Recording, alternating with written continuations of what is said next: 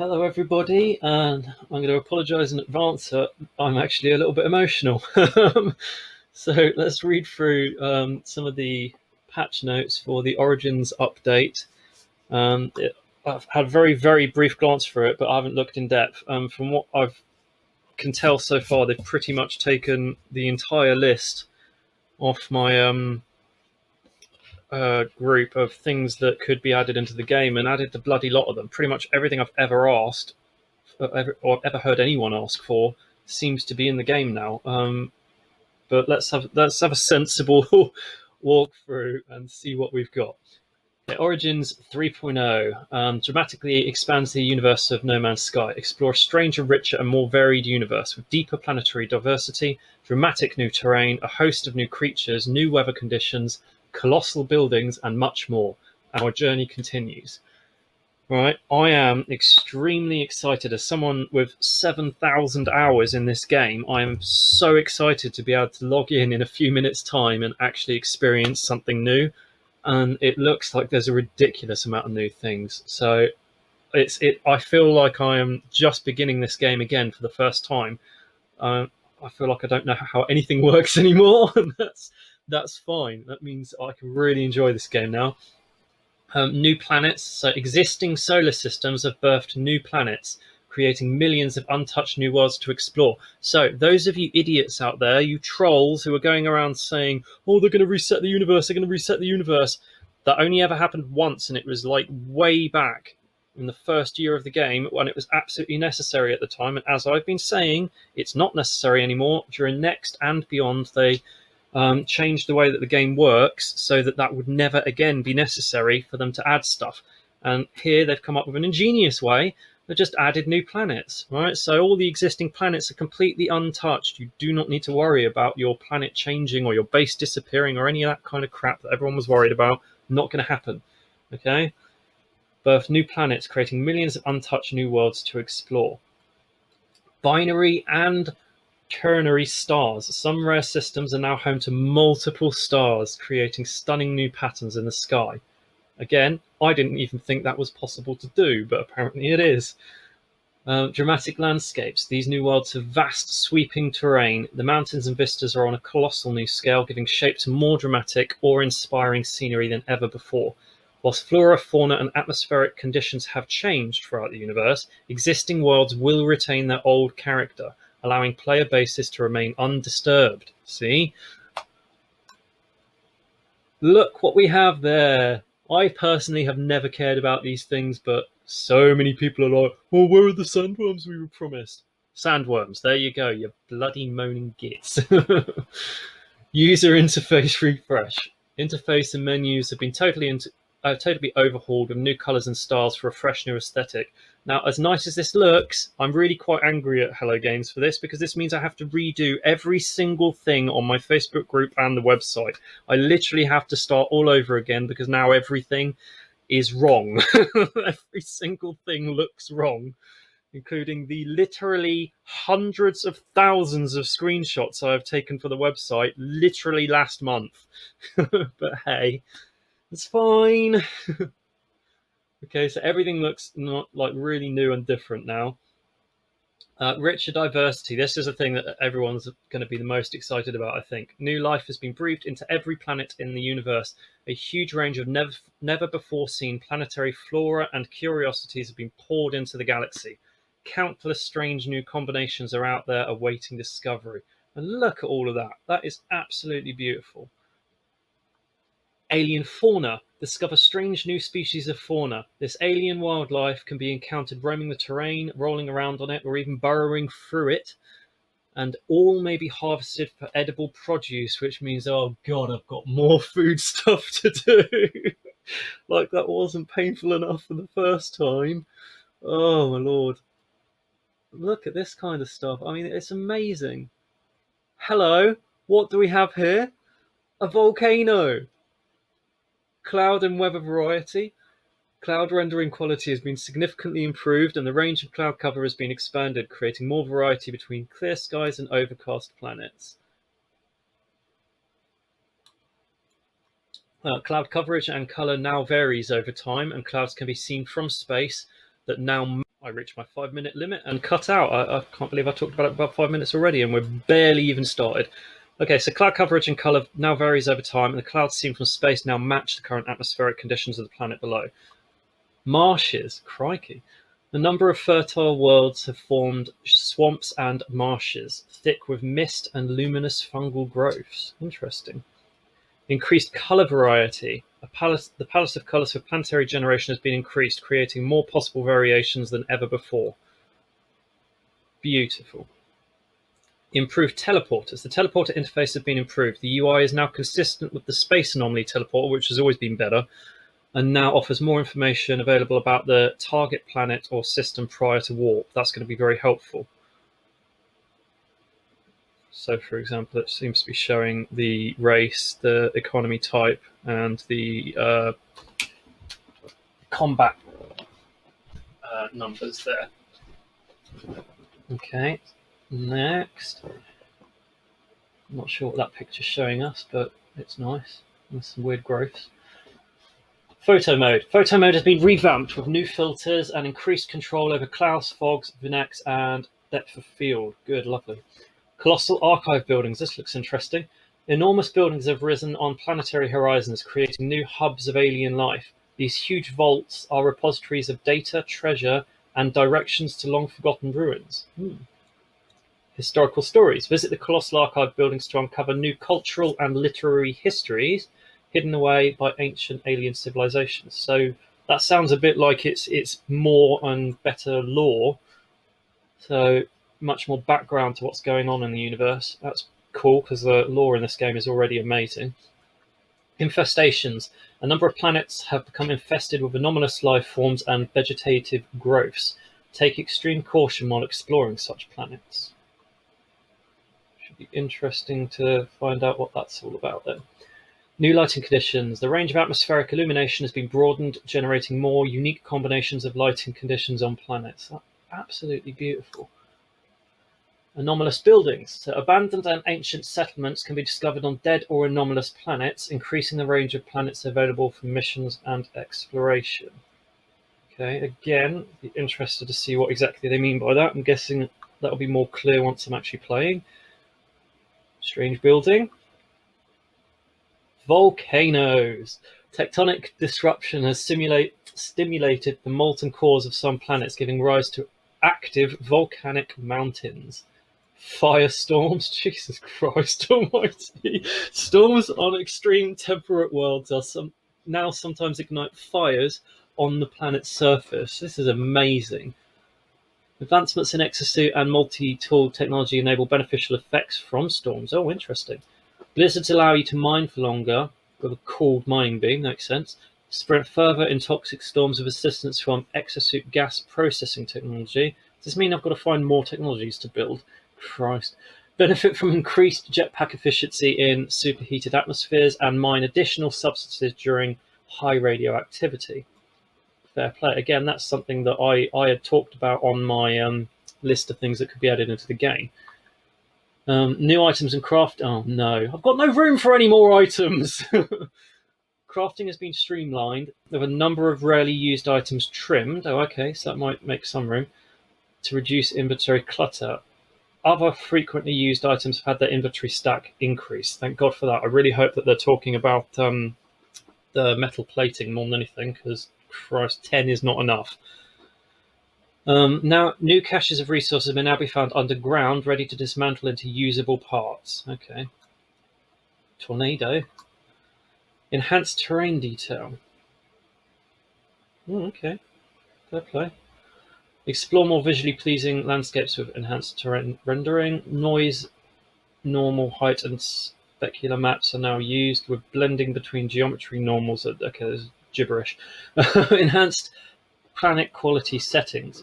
So on PC, the ultra setting for planet quality has been upgraded. That's good for me. Improving the appearance and detail of grass and flora at a distance. Okay, fair play. Exploration guide. The mission log now features local information register, providing detailed information about the current system or planet. The log also assists explorers to track down the full range of flora, fauna, and minerals to discover on each planet. Oh, okay, that's quite handy. And we hit the 10-minute mark, so recording number 3. Portal interference lifted. Woohoo!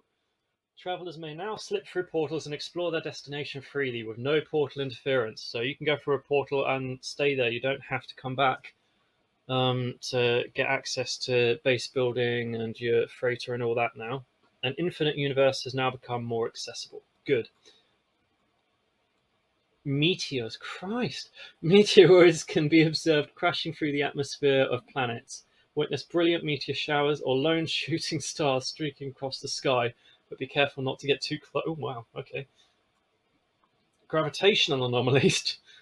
Anomalous planets can exhibit sudden gravitational shifts, allowing dramatic flights through low gravity environment. I saw something in the background. The animals are being lifted as well. That's amazing. Tornadoes now spiral across planets during the strongest storms, scooping up any unfortunate fauna or explorers who cross their path. This is absolutely incredible, guys. Lightning. It's just amazing. Wow. Planetary NPC encounters. Black market traders piloting their ships across planets will now sometimes land on the surface randomly. Okay, cool. Explorers can approach these dealers to browse their selection of contraband technology upgrades. The space station scrap dealer will now exchange pugnium for their own selection of black market goods. So that sounds interesting. I've got a ridiculous amount of pugnium. That's what you get when you kill sentinels, in case you're wondering. Discovery menu improvements. Okay. Offers tools to filter, sort, and hide visited systems. Oh, that's cool, because that was a bit of a mess before, and I'm guessing this means that we'll be able to actually store a lot more of them instead of just the 50 or so that it stored before. Other improvements include more detailed information to help locate planetary creatures and more easily accessible information about your planetary bases. Okay, groovy. Multi-tool upgrades. Visit the multi-tool upgrade station, that's new, on space stations to upgrade the class of your multi-tool, groovy, or expand its technology capacity by adding more slots. Woohoo! I mean, that doesn't affect me because I already modded in 48 slots, but the rest of you, I'm sure, will be super happy with that. Just for the record, there are now quite a few more than 48 technologies. I mean, there's at least 51, and whatever gets added in this update. What is that? Is that a robot? A robot plant? God knows. Insect life. Oh, wow, okay. Discover giant beetles scuttling across planets and buzzing through the skies, as well as huge soft-winged butterflies fluttering to land on flora and terrain. I mean, we did already have butterflies, but I'm guessing they're bigger.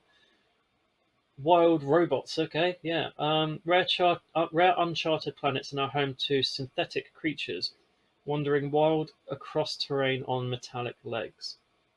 Improved creature behaviors. So, in addition to the new burrowing, rolling, and flying creatures, flocking behaviors for all fauna have been improved. Herd sizes have increased, and flying creatures can now be seen much closer to the ground, which should hopefully make it easier to scan them. I can see the water animals are swimming around a lot more dynamically than they were before as well. Sandworms, here we go. Devastatingly huge worm creatures now lurk beneath the planet's surface. Tread carefully. Okay, that's the main bit. Now let's go through the actual patch notes. So new planets, yeah, we know. Planets now generate much more terrain, yeah, we know. Existing planets not been affected, okay, good. Planetary visuals. I'm just skimming through it myself. Read it with me. If anything jumps out at me, I'll talk about it. Okay, large number of new plants and rocks. Okay. Right, okay, so it looks like particular planet types will have particular new stuff. So your hot, scorched planets might have volcanoes. Your lush planets might have marshlands and swamps. Every planet has a chance to become infested with alien growths, such a way that no existing planet will have its fundamental type or hazard changed. Okay, lovely. Okay, yep, star visuals. Cool. Planetary fauna. Okay, I'm about to cut out again. I'll have a read through the rest and see if there's anything that jumps out at me to record for a fourth bit. See you in a bit. Bye. Okay, large new number of highly exotic creatures have been added to the universe. Some uncharted systems may contain planets that are populated by rare cybernetic life forms. Diversity of insect and flying life has been increased. Behavior and animations of flying creatures have been improved. Flying and swimming creatures can now flock together. Creature generation has been reset. However, any previous creature discoveries are now noted in the extinct section of the discoveries page. So you won't lose your discoveries, but it's all new animals everywhere now. New cooking product. No, no! New cooking products have been added, reflecting the range of novel meats and other sustainably harvested ingredients made possible from the new creature types. I want to cry. Oh, God. Okay, that's a lot of work for me to do a guide on, because the food guide I've already done took like a month, and it's so big already. But okay. Planetary weather. New weather and other atmospheric events have been added. Planets may experience shooting stars and meteor showers. Distant meteor showers are beautiful, but it is advised to avoid standing at the impact site. Lightning now may strike during storms. There's a rare chance tornadoes can form during a storm. Some extreme temperature worlds may experience firestorms, where the very surface of the planet may erupt into flame. Anomalous planets may now experience strange gravitational events. So again, it's all planet type based.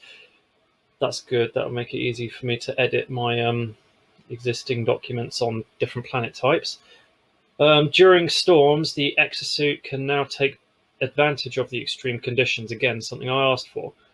Superheated temperatures can be processed. Yeah, I've already said that earlier. Okay, so planetary buildings. Previously empty buildings now have a range of abandoned and or previously empty planets, sorry, now have a range of abandoned or ancient buildings. New colossal planetary archives have been added to the building generation. The archives contain the historical and literary records of the Get Korvax and Viking. The archives are also home to a large number of NPCs and shops. Okay. The archives contain mapping stations that reveal the presence of nearby ancient ruins. I'm hoping that they've done something to the ancient ruins, because I'm getting a bit bored of them, and a lot of them look very similar. Valuable ancient artifacts may be exchanged at the archive. The presented artifact will be swapped for a different item, and this culture exchange will be rewarded with standing. Okay, that's kind of cool. Sandworms, yeah, on some planets. Trader ships, including black market upgrade modules. That should be interesting to see what that's all about. That just means that I need yet more slots that I don't have. Even with my modded out, maxed out slots on everything, I still don't have space for any more.